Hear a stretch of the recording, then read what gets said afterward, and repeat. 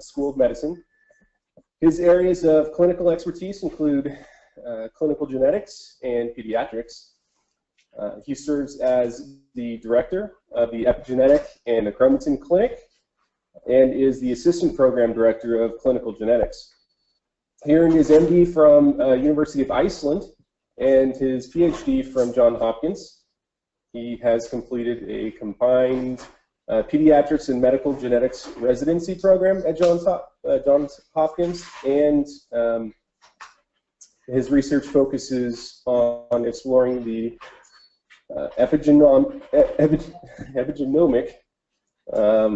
impact of various Mendelian disorders of the epigenetic machinery. He is, yeah, I get a degree just for saying it. So, he's also interested in epigenetic-based therapeutic development with focus on developing therapies from Mendelian disorders of the histone machinery and imprinting disorders. On top of that, he's been essential for the development of the foundation in terms of medical knowledge.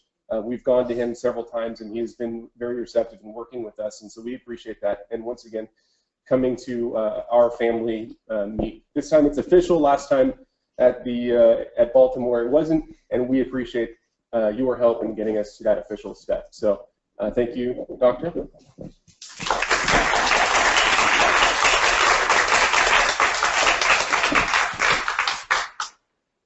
Thank you so much. It is such a pleasure to be here. It's so inspiring to see, our first speaker was just amazing. And it's inspiring to see how big this foundation has become so quickly. So I'm just thrilled to be a part of it. So I want to tell you about epigenetics because I think there is a therapeutic path for Wiedemann-Steiner, and I want to walk you through why I think that's the case. And we just came back from the American Society of Human Genetics. There's been an explosion in the discovery of disorders that are related to Wiedemann-Steiner. So I think, I think that these disorders are going to end up being at the center of intellectual disability. So, okay, so I just want to start very basic, and this will become gradually more detailed. And because I wanted to have something for everyone. So it will start very basic and then we'll get more detailed. I'm happy to talk afterwards if people have specific questions. So what is DNA? So DNA is the language of life. That's how the cells know what to do. It's like the program. It's the program of the cell.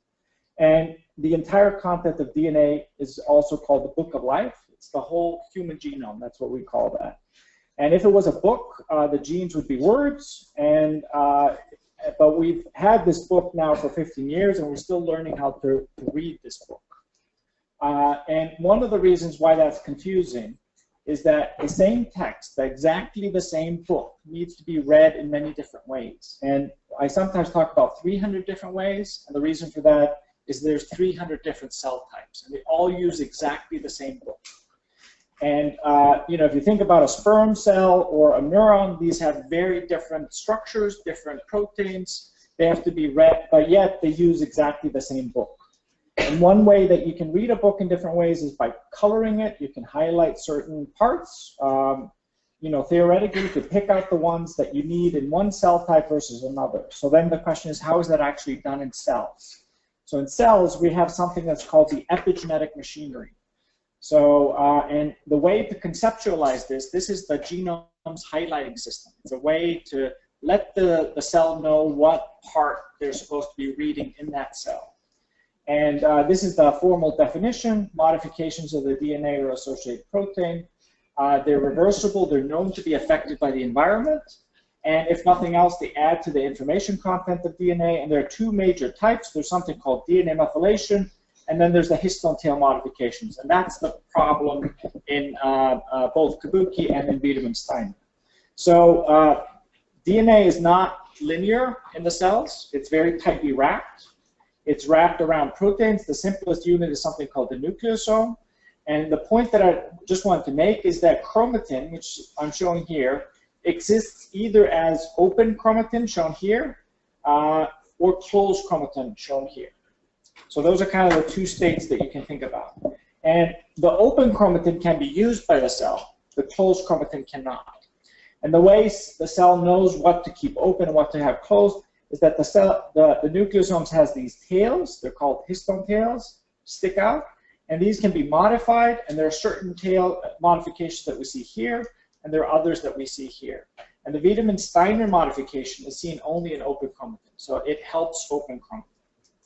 So summary here is we have this book of life. We're starting to understand how this is done, and these epigenetic modifications help the cells know who they are and how to operate. So this has to be maintained by a system.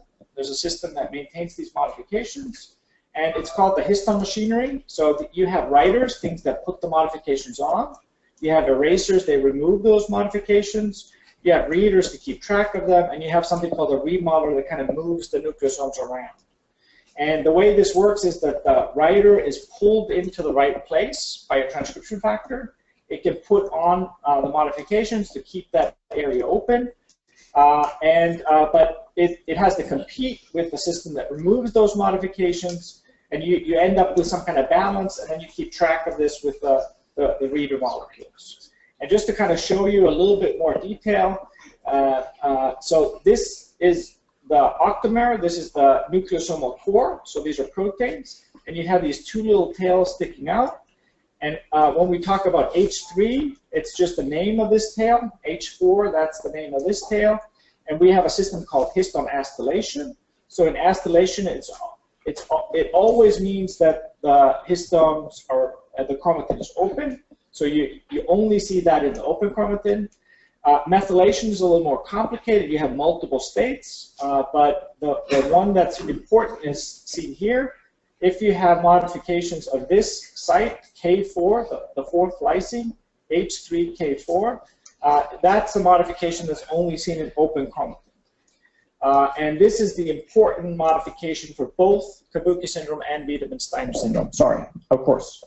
So a summary here is the histone machinery. We have these writers. You can think about them as highlighters, erasers, readers, and remodelers. And there are many, many different histone modifications. But I want you to know is that some of these are only seen in open chromatin, like H3K4 trimethylation, which is the modification that's problematic in both Kabuki and Wiedemann-Steiner. So what then happens when you disrupt the modifications or the machinery? So this is the premise of our clinic. We see a lot of patients that have imprinting disorders, but we also see a lot of patients that have defects in the machinery, either the DNA methylation machinery or the histone machinery. And Wiedemann-Steiner is one of those conditions that we see a lot of. And one way to think about this is these are genetic disorders, so you have a genetic mutation, but they dysregulate the epigenetic function, and you end up with these epigenetic consequences. And there's a lot of these now. Like I told you, at this conference, there was about 3 or 4 new ones. So when I wrote this up, we had about 44 of these. We probably have about 50 or 60 at this point. So the group is growing. We have about 18 that are writer disorders, 7 that are erasers, 6 that are readers, and 13 that are remodelers. And they have some features in common. This is a very complicated figure, but if you look at the yellow here, it means that they have intellectual disability. So you see intellectual disability in all these patients. And the reason why I like to emphasize this is that Wiedemann-Steiner and Kabuki are rare, but together these are a pretty sizable fraction of intellectual disability. And I think if we can show principles for some, we can use that to move things forward for some of the others. And now I'm showing you the nucleosomes. Remember before I showed you the modifications, and now we found a lot of the enzymes that are not working that maintain these marks. And in Wiedemann-Steiner and Kabuki syndrome, you know, the enzymes that are supposed to keep this one here are not working. They're often called either MLL1 or MLL2 or KMT2A or KMT2B.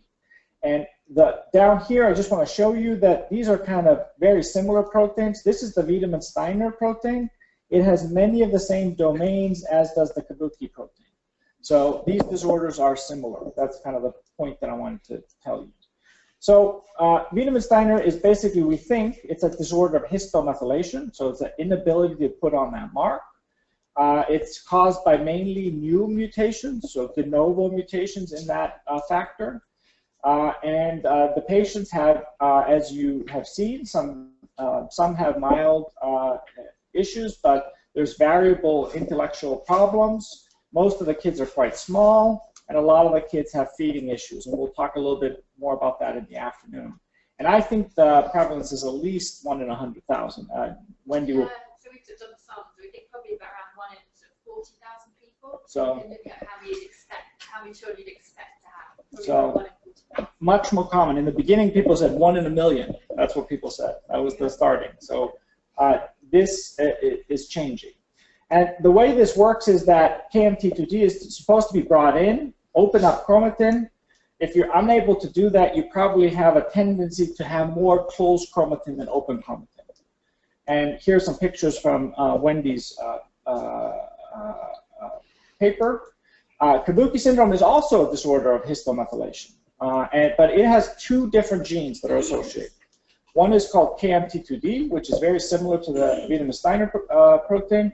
The other one is called KDM6A. In KMT2D, as far as we can see, it has similar function as the Wiedemann-Steiner protein. It may play with other players, so maybe it goes to different locations, but we think it's the same problem. You can't open up chromatin, so you tend to be a little bit more enclosed chromatin. The reason why we know that or think that is that the second cause of Kabuki that leads to very similar phenotypes is an inability of removing a closed chromatin mark. So they affect different marks. This one puts on an open chromatin, this removes a closed chromatin, but they both kind of affect your ability of opening up chromatin. So we think that's a central theme.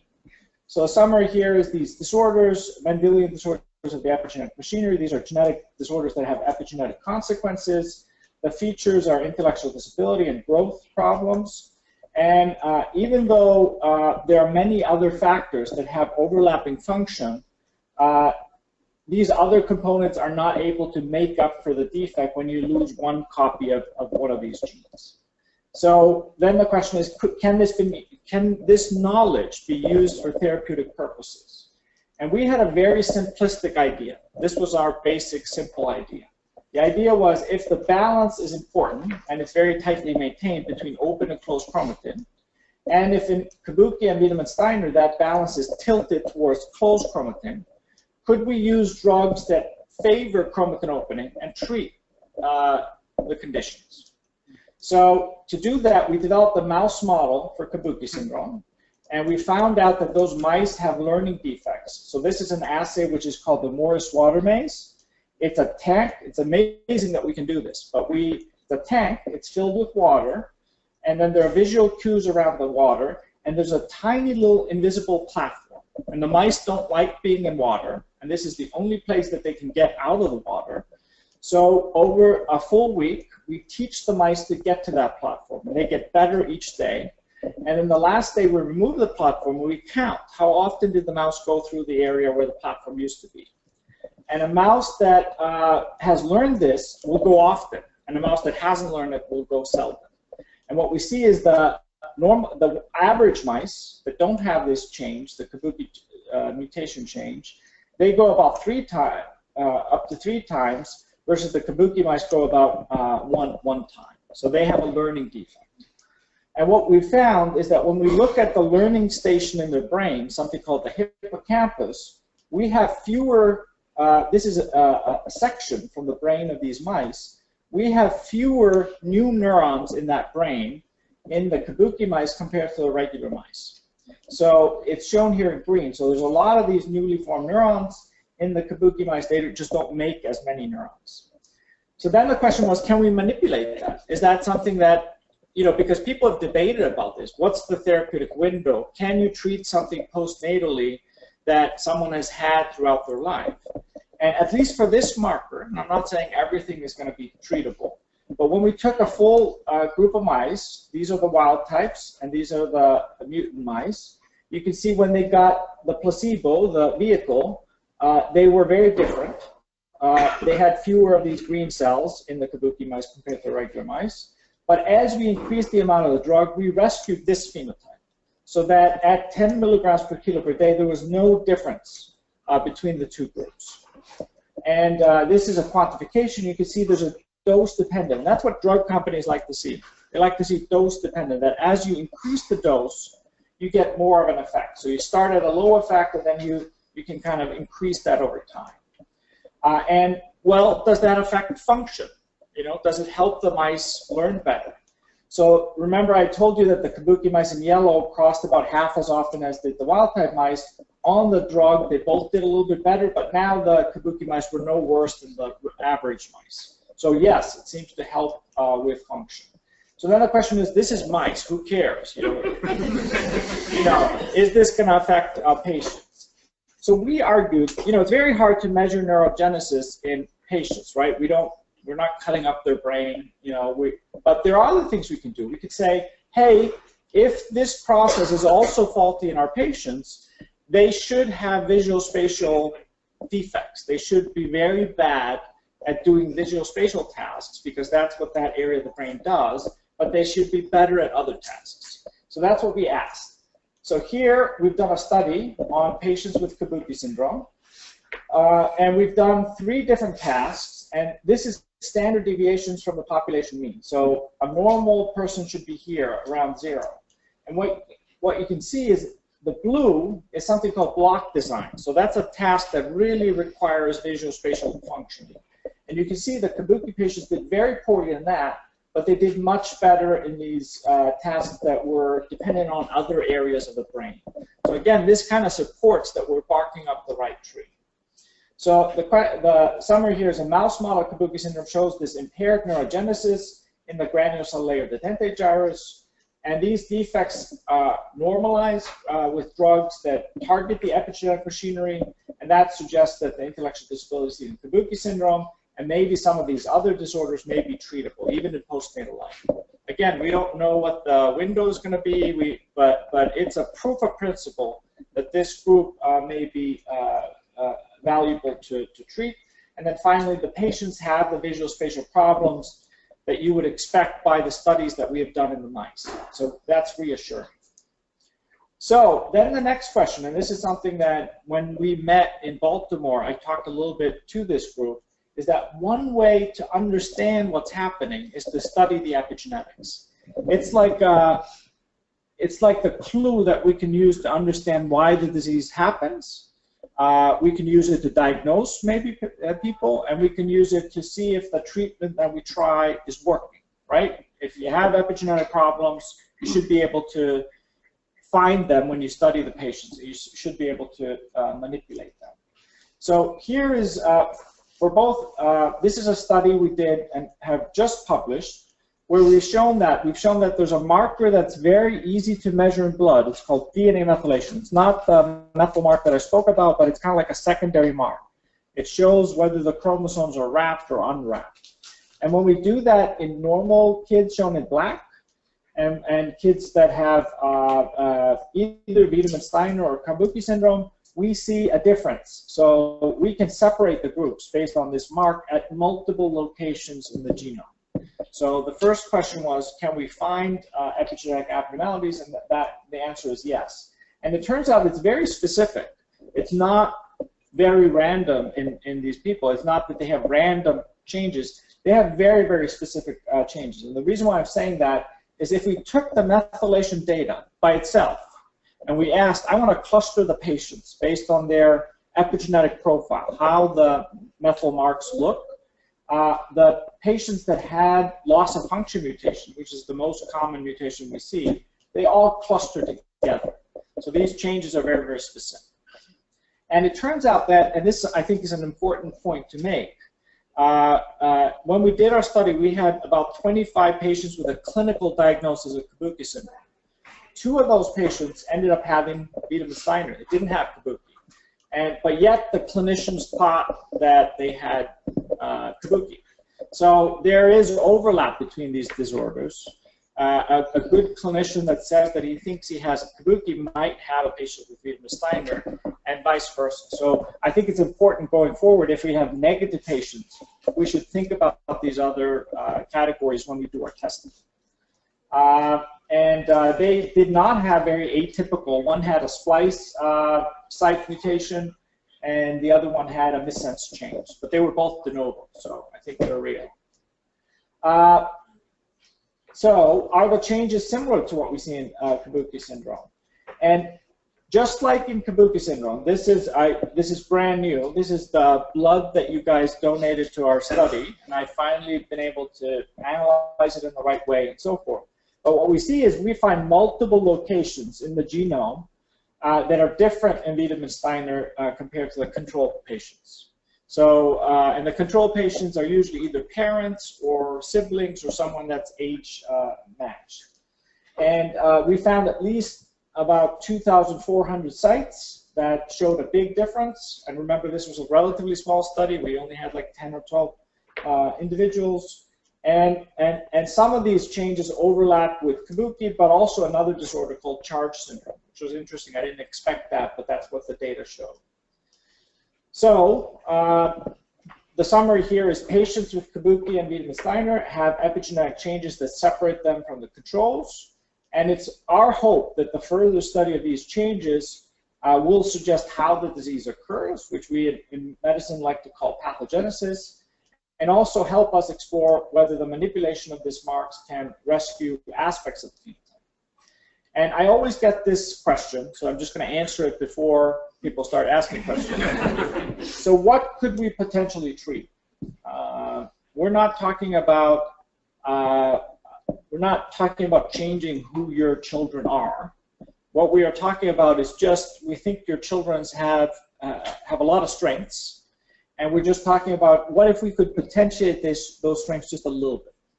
And that's kind of the way I think about this. It doesn't have to be a massive change. I think even a little change could make a big difference. So these are kind of things that I've thought about that we could help with.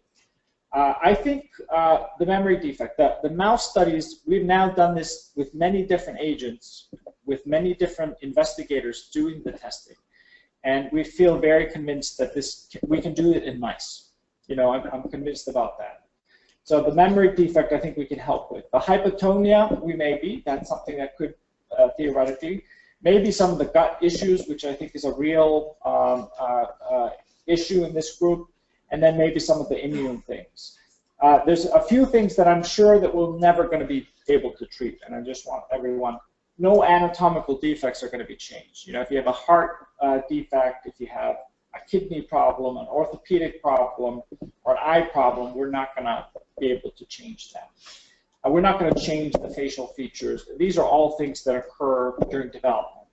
And I just want to say as a cautionary note, this needs to be verified by other labs, and we have to do the clinical studies. But I am convinced that there will be a clinical study in Kabuki syndrome, and I think that will open the door for Wiedemann-Steiner. So and this is just a plug at the end.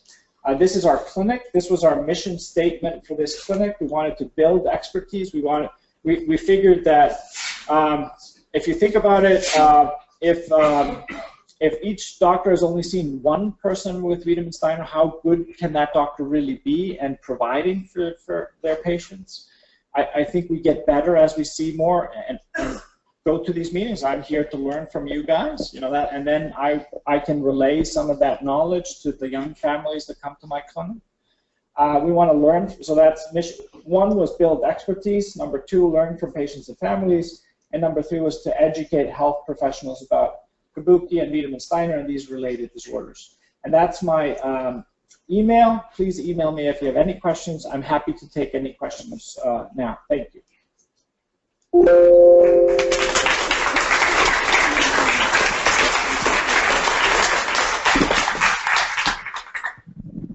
Yes? I have a question. So those blood samples, are you trying to look for a biomarker? Yes. Okay, that's So, very cool. so we think we have a diagnostic biomarker. We can tell apart, even if I blind the person to who's a control, you know, the analyst, who's the control and who has Kabuki or Wiedemann-Steiner, they can tell them apart. The worry I have is epigenetic marks are very cell type they're sensitive to, they're different in different cell types. So I want to make sure that when I sort the cells, I still can, there's not a risk that some of this, if the kid is sick or something like that, that the biomarker could misbehave. So that's kind of the next level of studies. But and I don't know this, but theoretically, we are very good at manipulating epigenetic marks. That's something that there's a lot of agents that are available. So theoretically, you should be able to rescue some of those epigenetic abnormalities. And that's kind of my long-term hope, that this could be an outcome measure in a clinical trial. So. Yes? Has there been any information about the mother had any of the amniocentesis and any markers that showed up in the amniocentesis?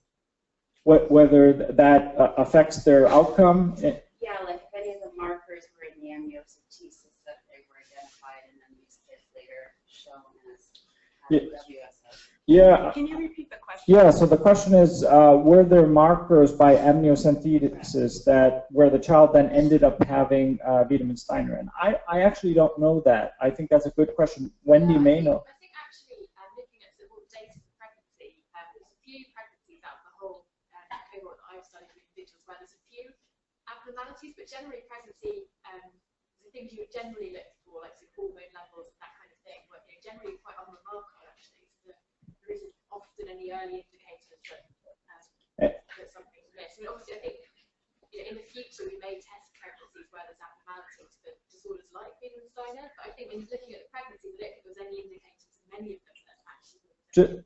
Just one thing I want to say, it's not really what you were asking, but it's something that I always say to patients that come to my clinic, is the mutation that occurs in Wiedemann-Steiner is a new mutation. It's called de novo. So the way that works is it tends to be a new mutation in that individual. So that means two things. It means, one, that the parent's recurrence risk is low. So if they have other kids, it's unlikely. We usually say 1%. If we can show that the parents don't have the mutation. Yeah. But one of the other things that I always say is there was nothing you did or did not do. This is part of evolution. This is how evolution works. All of us have many, many mutations. And there are many new mutations in each generation. That's the process of evolution. That's how, animals evolve. And there's nothing we know of that can change that rate in any way. So there should, because there's a lot of families, and sometimes they know this is not a right concern, but there's a lot of families that think, oh my God, I shouldn't have done that, or I should have done that when I was pregnant, or just before I was pregnant, or after I became pregnant. But there's absolutely nothing that you did or did not do that could affect. It's just the way the cells. Yeah, it's just, this is something that happens in every single person. It's just by chance this variant landed at a gene that's very, very important, and it's hard to change that without some effects. So it's a critical gene. Yes? So our daughter was just diagnosed in August, so we're a little bit new to this. Do you personally see patients, or are you just doing research now? No, we see a lot of patients. We have a clinic. It runs on Fridays. We're happy to see patients that want to come. I'm convinced that there will be more centers of excellence for Wiedemann-Steiner as we move forward. You have two very, knowledgeable people here, one of which is going to talk a little bit later. But we're happy to see any patients, yeah. Because what we're finding, well, we live 20 minutes from Hopkins, so, but what we're finding is when we go to our pediatrician, or even like all the doctors out at Children's National, they've never heard of it. So they just kind of say, oh, yeah, just look this up online, and we're... It's not very reassuring when the person asks you to spell it. So I think this is the biggest problem for Wiedemann-Steiner, is that it's not a well-known entity. And I think that what happens is you get worse services, but also it's harder to fundraise. Because people have never heard of this disorder, they're not going to donate money towards that. Same is true when you apply for grants. The grant agency has never heard of that. They're like, I could fund this thing that, I know about, or I could fund this thing that I never heard about. So it makes the things more difficult for this. But yeah, but please reach out if you're close by. We'd be happy to see you. Yes? So I have two questions. The first question is, do you have any anecdotal evidence that any fertility treatment could have contributed to the syndrome? So there are, for some of the other disorders, there's something called the imprinting disorders. It's well known that IVF can affect those disorders. For Wiedemann-Steiner and Kabuki, there's no evidence. Second question is, you know, the other thing is I always give out my email, because you always, when you're walking out of the doctor's office or you're in the car, you're like, no, I forgot to ask the main question. Yeah, because nobody else had any input. Yes? I have a number of online questions. Okay. So the first one, I don't even understand half the words, so bear with me. I apologize, but you know, there are two ways to do this. You either... No. I don't understand what they're asking, so I'm. Okay. You can lie. That was all over my head. So please ask. All right. So the protein catalyst impaired by mutations in the WSS gene catalyzes reactions crucial to the epigenetic regulatory system. In chemistry, catalysts serve to boost reaction rates. Another way to typically boost reaction rates is to increase precursor concentrations. So my question is... That's a brilliant person. Yeah. Might it be possible to partially or maybe even totally compensate for the metabolic decrease in functional... Uh-oh, lost it. Uh-oh. Oh, all right. To compensate for the metabolic decrease in functional catalysts due to Wiedemann-Steiner mutations by modifying or adjusting nutrition to boost precursor concentrations. I realize metabolism and nutrition are hugely complex. There's a lot we don't know yet, and that metabolism tends to be hugely homeostatic. So, actually boosting precursor species may prove difficult to achieve in practice. On the other hand, it may be possible. Do you know of any research that bears on accomplishing this, and whether it may prove effective or not? I'm not done. Hang on one second. So this is the reason why I'm so excited about this disorder, because in general, in medicine, we have been very good at treating enzyme disorders. That's been the biggest success in treating. These are very unusual enzymes, because most enzymes you lose both copies. For Wiedemann-Steiner, you only lose one of the copies. I can't say for Wiedemann-Steiner, but in Kabuki, we had the same idea. And it turns out that there's a chemical in the body that is created by the liver when you're starving. So basically the way it works is that if you're starving, if your brain doesn't work, you're dead, right? You're not going to be able to hunt food or find food or whatever. So when you're starving, the liver makes a fuel that only goes to the brain. It doesn't give fuel to any of the rest of the body. So it directly goes to the brain to keep the brain priority. That fuel, they're called the ketones. One of those ketones helps open up chromatin. And when we put the mice on something called a ketogenic diet, the mice have more open chromatin. So that it's not exactly what the person asked. And I think there may be other ways to manipulate the donor molecules. But I think the way we're gonna, end up, so the other thing that's complicated about these systems, just to kind of follow up, this is a big question that they asked, but the other thing that makes it so difficult, the other reason why I think this leads to disease is that you have opposing enzyme activities. So the Wiedemann-Steiner protein puts on this modification, H3K4 methylation, but then there's another system that removes it. So I think the optimal treatment will be to inhibit the enzyme that removes it. We haven't done that so much. We've done proof of principle studies, and it seems to work very well, and there's less side effects for that. So I think that's probably the path forward. But there are many ways that you could target the molecules to affect the disease. And I agree, I'm also very enthusiastic because these are enzymes. So, yeah.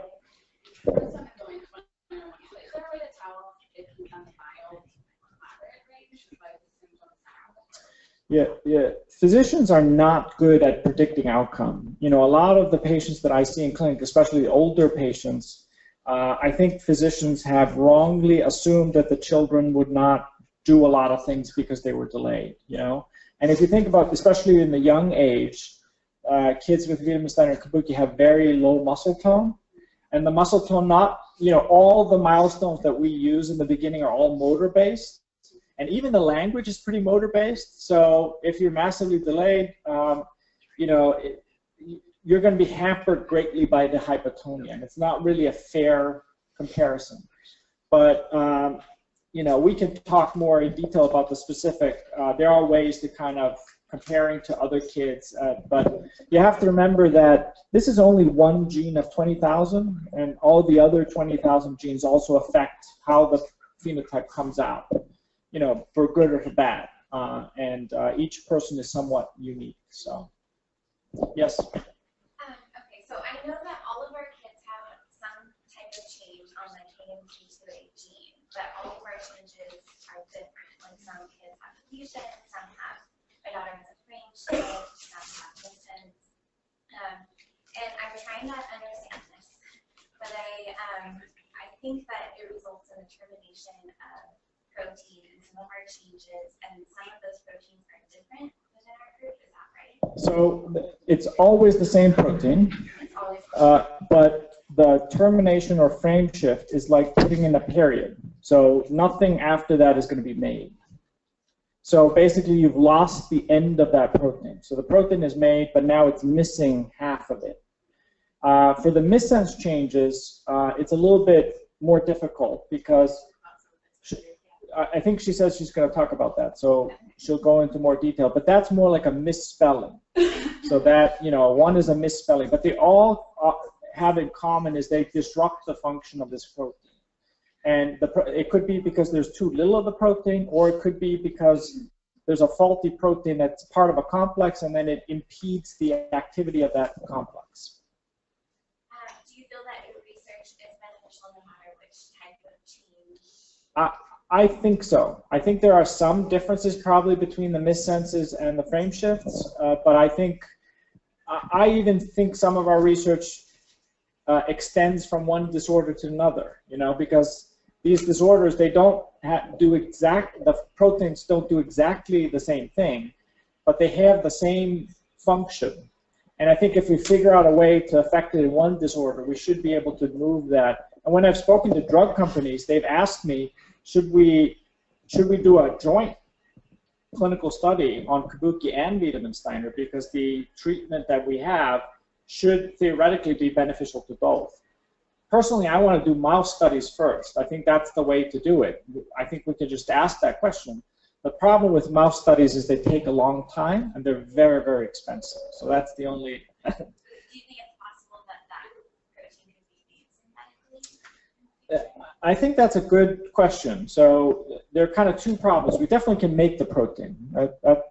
These proteins are relatively big, so that's another challenge. But the bigger problem is it's the delivery. How do we get it to the right places? You know, so that is one possibility. The other possibility, and maybe Wendy will talk about this later, there's something called CRISPR-Cas. I don't know if you heard about this, but a lot of my questions come in, and patients come in and say, hey, when are you going to use the CRISPR-Cas system for, you know, my son? And that is a beautiful system. It's a way to modify changes. So you could rescue a mutation and no longer have it, but we still have the same problem. You have to deliver it to the right cells. And that's not been solved. So I think the next 10 years are the time of small molecules, things that can travel into the brain or be transported into the brain. I think after that, gene therapy and things like that will become reality, but I don't think we're there yet. So, yes? Is there something in the works for a growth standard chart for the syndrome so the doctors don't over-expect growth? That's a brilliant question, because a lot of problems that I have in my clinic is that parents with a child with Wiedemann-Steiner will come in, and the GI doctor that they have is trying to force the child on the regular growth chart. So they basically are overfeeding that child for the child to fit into the average. Most kids with Wiedemann-Steiner and Kabuki are small, and all the extra calories do is make the kid fat. And often side effects too. It's harder to get in those calories if the kid doesn't need them. So we need to work on that. I think one of our physicians here is working on that and has the skill set. So it's hard to do that. The reason it's hard is that you need a certain statistical background to do that well. I think 4 is linked up with people that could do that very well. The other issue is this is a rare disorder, so you need to collect. So to do that well, you need to have the clinical data. So I've offered, and I think other people would be happy to share their growth chart information, but that's what needs to happen, and it would be super helpful. I may be taking too much time, and so. 2 more minutes, so we need 3 more questions. And one Yes. I'm not sure how to say, but the way I understand it with the results that are in the blood test, some visits are all and tells you where the error is. Is there anything you could explain? Are there different severities of where the gene error is? I think Wendy may come a little bit into that. Sometimes, sometimes when you have a frame shift, it kind of kills the making of that allele completely. It's something called nonsense-mediated decay. So a lot of the kids that have frame shifts at similar places may have the same end point. It leads to the same problem. But I think she'll talk a little bit more about that. So in her talk, yes. Have you done any research on the success of growth hormones? If so, what age is ideal? Yeah, so there has been a little bit looking into that. I think that I have not done specific work on that, but there are people kind of looking into that, I know. The problem with both Wiedemann-Steiner and Kabuki is that I think it's an internal problem. It's not really a growth hormone problem. So I'm skeptical. We'll see what the data as people study it. I don't know. The only thing that I want to say about the growth hormone is that you have to be careful with growth hormone. When you have a child that is hypotonic, has low muscle tone, you always want to do a sleep study before starting growth hormone, because sometimes the sleep apnea can get worse on growth hormone. So again, that's something that people, and I don't know if you'll talk about that, but that's something you'll talk to with your endocrinologist. But with a condition like Wiedemann-Steiner, all kids should have a sleep study before initiating that. So. On your Kabuki mouse, is it funding for 1 more year? It seems like the mouse project is really related to us too. Yeah, so we have funding for another year for the Kabuki mouse. We've benefited also. We've gotten some gifts to kind of move things. So we probably have funding for a little bit more after that, but that's true. One of the questions that I get a lot is, and I don't know how to answer it, is timing-wise. Like, how long does the mouse model take? How long does it take to get a pharmaceutical involved, and then treatment developed, and what that treatment actually is? Is it an injection into a pill? What might that look like? So the mouse work and the time frames depend on who's doing the work. So in academia, my workforce is students. And sometimes I can motivate my students, sometimes I can't. You know how that works. So, we have lofty goals, but it varies a little bit from year to year how productive we are. You can bribe them, you can motivate them. There are so that's the limitation of that. So it takes it often takes a couple years to do even basic mouse studies. So the first is to make the mouse, which has become much, much easier in the last few years. So that's not a very difficult task. But then what you have to do is you have to find things that you can measure in the mouse. And you have to see whether the mouse has some of the same features as the people do. So we can decide, is this a good model or not? Like that's what we did for the Kabuki mouse. saw that the mice were small, they had immune problems, they had hearing problems, all things that we see in Kabuki.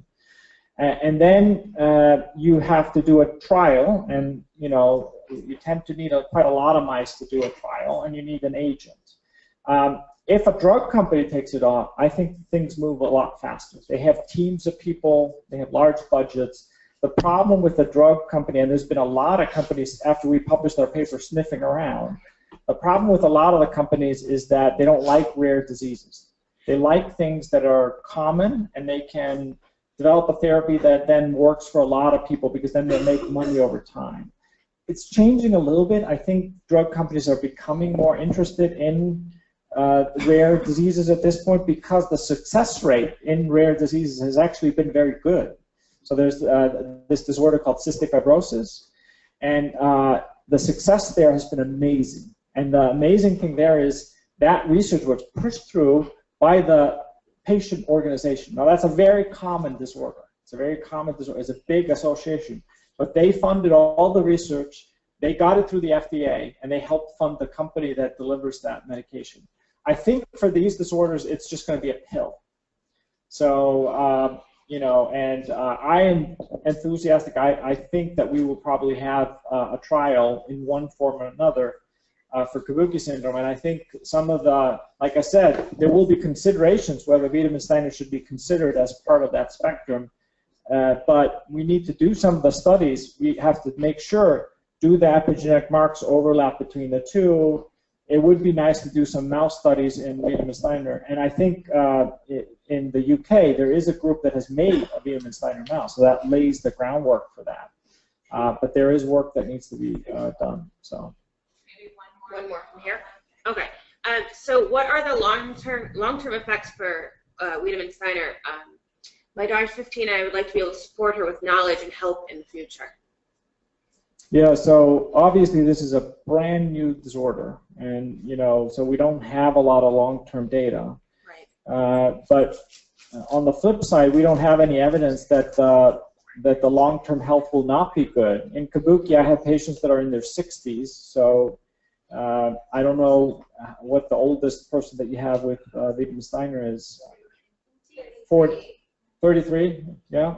So again, we don't have any evidence to, and the thing that I have noticed is that even though kids with Wiedemann-Steiner do not achieve the milestones at the same time as their peers, they continue to make progress. And you can see like the marvelous young women on the front here, everything that they have achieved, it's quite remarkable.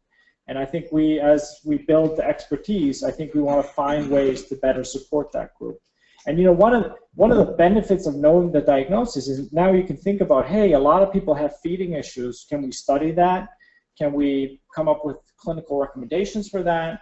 Because that could help not only the few centers of excellence, but that might be something that people can take to their local providers. Same with a growth chart. That would be very valuable because people that are not close to a big group of patients with Wiedemann-Steiner, they can bring that to the provider, and that makes things simpler.